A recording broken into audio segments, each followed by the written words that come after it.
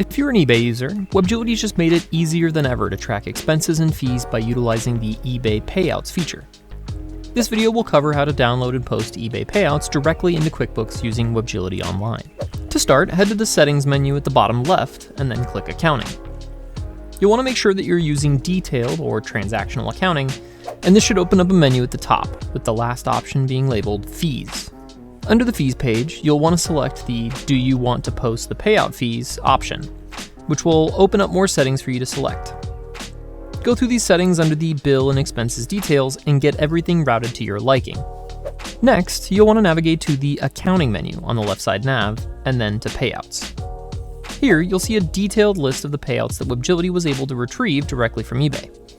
You can select the payout ID in the middle column to get a detailed breakdown of each payout and its fees.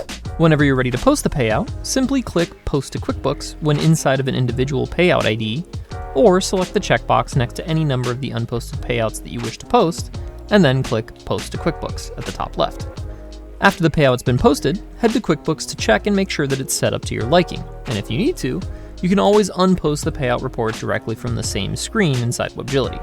For a full write-up on this process, check the link in the description, and follow Webgility for tutorials and more on all things e-commerce.